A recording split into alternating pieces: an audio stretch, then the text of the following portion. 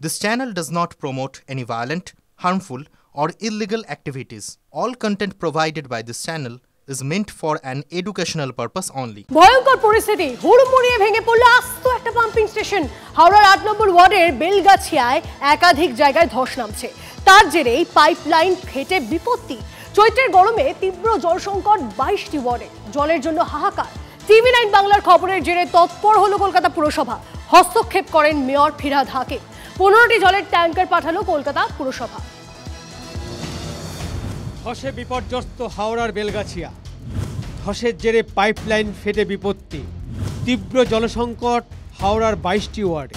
গঙ্গার পাড়ের শহরে জল পাঠালো কলকাতা পুরসভা। হাওড়া পুরসভার ৮ নম্বর ওয়ার্ড বেলগাছিয়া ডাম্পিং গ্রাউন্ড এলাকা। এখানে মূলত যে জলের পাইপলাইন, সেই পাইপলাইনে ফাটল ধরে গত বুধবার রাতে, এবং সেই পাইপলাইন যুদ্ধকালীন তৎপরতায় হাওড়া পুরসভা এবং KMD এর তরফ থেকে বিশেষজ্ঞ ইঞ্জিনিয়ারদের নিয়ে এসে সেই পাইপলাইন মেরামতির কাজ শুরু হয়। কিন্তু বৃহস্পতিবার সকাল থেকেই কিন্তু চিত্রটা বদলে যায়। বেলগাছিয়া ডাম্পিং গ্রাউন্ড সংলগ্ন যে এলাকা, সেই এলাকার মাটি কিন্তু ধীরে ধীরে বসতে আরম্ভ করে, ফলে ধস নামে, এবং এই ধস নামার জেরে কিন্তু এই যে মেরামতির যে প্রক্রিয়া তা সম্পূর্ণ ব্যাহত হয়, এবং ইঞ্জিনিয়াররা এখান থেকে তারা চলে যায়। যে কোনো মুহূর্তে বড় রকমের বিপর্যয় ঘটতে পারে। ৮ নম্বর ওয়ার্ডে সি রোড, এফ রোড, এই চত্বরে প্রায় ১০০০ মানুষের বাস। ধসের জেরে এই এলাকার জনজীবন কার্যত বিপর্যস্ত। ধসের জেরে জলের পাইপলাইনে ফাটল, হেলে পড়েছে বিদ্যুতের খুঁটিগুলো। এখন জল নেই, বিদ্যুৎ নেই, পেটে ভাত নেই। ঘরের মধ্যে ফাটল দেখা যাচ্ছে। মাটির তলায় ধসের জেরে জলের পাইপলাইন ফেটে গোটা এলাকা ভেসে যায়। জল ঢুকে পড়ে ঘরেও। পরিবার নিয়ে কার্যত রাস্তায় অসহায় স্থানীয় মানুষ। প্রশাসনের নজরে আনতে বাঁধ ভাঙা বিক্ষোভ মহিলাদের। এই যে বাচ্চাগুলো ঘরের ভিতরে থাকি, তো ঘর কখনো পড়ে যেতে পারে গায়ে, বাচ্চা শুদ্ধ আমরা চাপা পড়ে মরে যাবো। এখন সমস্যা আছে না, কারেন্ট আছে না, জল আছে না, রান্না করতে পারছি, চারিদিকে ফেটে যাচ্ছে। বাচ্চা কাচ্চা নিয়ে কোথায় যাবো? রাত ভর চিন্তা হচ্ছে। ছোট ছোট বাচ্চাদের রাত্রিরে ঘুমাবো, যদি পেটে যদি বাচ্চাদের চাপা পড়ে যেতে কি হবে স্যার? প্রায় ১.৫ বর্গ কিলোমিটার এলাকা জুড়ে ফাটল দেখা দিয়েছে। পদ্মপুকুর জল প্রকল্পের ১৫০০ মিলিমিটার ব্যাসের মূল পাইপলাইন ফেটে নির্জলা হয়ে পড়ে উত্তর হাওড়া এবং শিবপুর বিধানসভার একাংশ। পাইপলাইনটি গিয়েছে বেলগাছিয়া মোড় থেকে এফ রোড হয়ে বেলগাছিয়া ভাগাড়ের পাশ দিয়ে, আবার সেটির পাশ দিয়ে গিয়েছে উত্তর হাওড়ার মূল নিকাশি নালা, আর তাতেই হয়েছে বিপত্তি। এই ভাগাড়ে শহরের সমস্ত আবর্জনা জমে কার্যত পাহাড়ের আকার নিয়েছে, যেখান থেকে প্রায় ধস নেমে এলাকার মূল নিকাশি নালা অবরুদ্ধ হয়ে যাওয়ার ঘটনা ঘটছে। জমা আবর্জনা থেকে মিথেন গ্যাস বেরিয়ে আগুন লেগে যায়। প্রায় ধোঁয়ায় অতিষ্ঠ হয়ে ওঠেন এলাকার বাসিন্দারা। শুধু যে এক জায়গায় পাইপলাইনে ফাটল তা কিন্তু নয়, এই বেলগাছিয়া ডাম্পিং গ্রাউন্ড সংলগ্ন যে সম্পূর্ণ পাইপলাইনের যে সিস্টেম তা কিন্তু একেবারেই বিকল হয়ে পড়েছে। সে ছবি একেবারেই স্পষ্ট।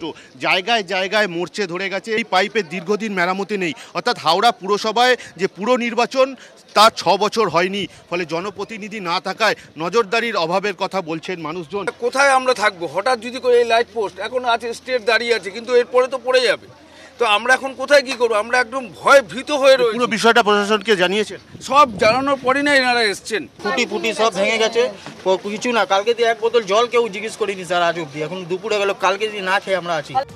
এর মধ্যে আবার ধসের জেরে ভেঙে পড়ে আস্ত একটি পাম্পিং স্টেশন। সেই ফাটল মেরামতির কাজ চলছিল। এই ফাটলের ঠিক পিছনে যে একটি বাড়ি ছিল, অর্থাৎ বিল্ডিং ছিল, সেই বিল্ডিংটি কিন্তু কিছুক্ষণ আগেই কিন্তু হুড়মুড়িয়ে ভেঙে পড়ে যায়, একেবারে ধূলিসাৎ হয়ে যায়। ফলে এই যে ফাটল বেলগাছিয়া ডাম্পিং গ্রাউন্ড সংলগ্ন এলাকায়, এই যে ফাটল তা কিন্তু ক্রমশই বাড়ছে, এবং মানুষের আতঙ্ক কিন্তু পাল্লা দিয়ে বাড়ছে। পুলিশ প্রশাসনের পক্ষ থেকে এই জায়গাটিকে এই মুহূর্তে কিন্তু ঘিরে দেওয়া হচ্ছে, যাতে করে মানুষজন না আসতে পারে, এবং সব দিক থেকেই কিন্তু পুলিশ প্রশাসন এবং প্রশাসনের তৎপরতার নজর রয়েছে।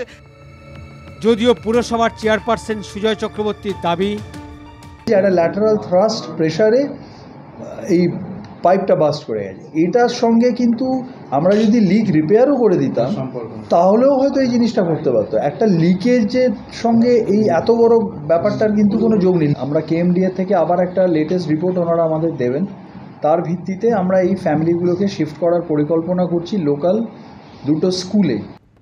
TV9 বাংলায় এই খবর দেখানোর পর তৎপর হয় কলকাতা পুরসভা। হস্তক্ষেপ মেয়রে।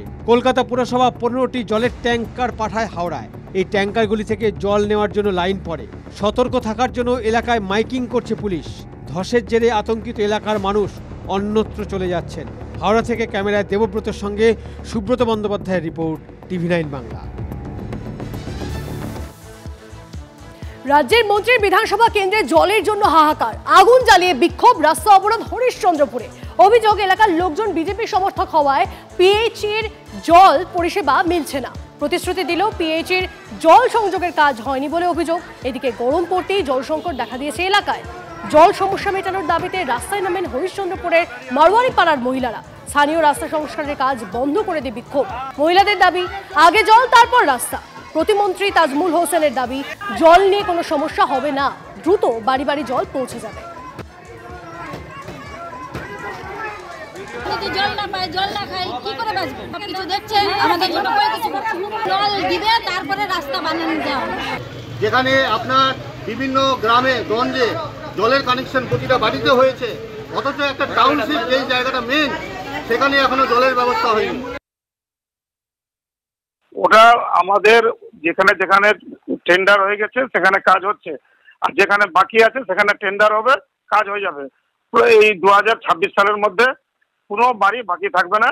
প্রত্যেকটা বাড়ি বাড়ি আমাদের মাননীয় মুখ্যমন্ত্রী প্রত্যেকটা বাড়ি বাড়ি জল পৌঁছে দিবে। ফের বিতর্কে যাদবপুর বিশ্ববিদ্যালয়। যাদবপুরের হস্টেলে ফের র্যাগিং এর অভিযোগ। মেন হস্টেলে স্নাতকোত্তরের এক পড়ুয়াকে গালিগালাজের অভিযোগ আবাসিকদের বিরুদ্ধে। কর্তৃপক্ষের কাছে র্যাগিং এর অভিযোগ পড়ুয়ার। তদন্ত কমিটি গঠন। উপাচার্যের অভিযোগকারী ছাত্রের বয়ান রেকর্ড করবে তদন্ত কমিটি। আমার উপরে একটি পূর্বের র্যাগিং বিরোধী লিফলেট দেওয়াকে কেন্দ্র করে যে এইবারের ঘটনায় আমার মূল অভিযুক্ত আর কি, যে অ্যাকিউজ, তার সাথে একটি বচসা হয় এবং সেই দিন থেকেই আমি টার্গেটেড ছিলাম যে কোথাও একটা পেলে ওরা আমাকে চেপে ধরবে। তো ঘটনাচক্রে সেই দিনকে ওরা মেন হস্টেলে পায় এবং যা হয় তারপরে সেটা হচ্ছে আমাকে চেপে ধরে। এসে তারা আমার ওপরে চড়াও হয় এবং আমাকে অশ্রাব্য ভাষায় গালিগালাজ করা শুরু করে। তো সেই গালিগালাজে একটা এমন পর্যায়ে চলে যায় যেখানে তারা আমার মাকে রেপ থ্রেট পর্যন্ত দিয়েছে। একটি পার্টিকুলার গোষ্ঠী এবং তাদের ইন্ধন, আমি জানি না তারা এই মানে এতটা পাওয়ার তারা পাচ্ছে কোথা থেকে, কিন্তু বারবার করেই তারাই হচ্ছে এই ঘটনার সাথে যুক্ত বা তাদেরই ক্লোজ পেরিফেরি, তাদের বন্ধুবান্ধবের এই পুরো আশ্রিত গ্রুপটাই হচ্ছে ঘটনাটার সাথে বারবার করেই যুক্ত হতে দেখা যায়। তো কর্তৃপক্ষকে আমি জানিয়েছি। হ্যাঁ করেছে তার ব্যবস্থা হয়েছে। হ্যাঁ, আমরা এনকোয়ারি কমিটি তৈরি করেছি। এবার এনকোয়ারি কমিটি তার কাজ করবে। এনকোয়ারি কমিটি যা বলবে সেই অনুসারে পদক্ষেপ হবে। এইটুকু বলতে পারি, এই মুহূর্তে এই অভিযোগটা খুবই সিরিয়াসনেস দিয়ে দেখা হচ্ছে। তা না হলে যেদিন অভিযোগ সেই দিনই এনকোয়ারি কমিটি তৈরি হতো না।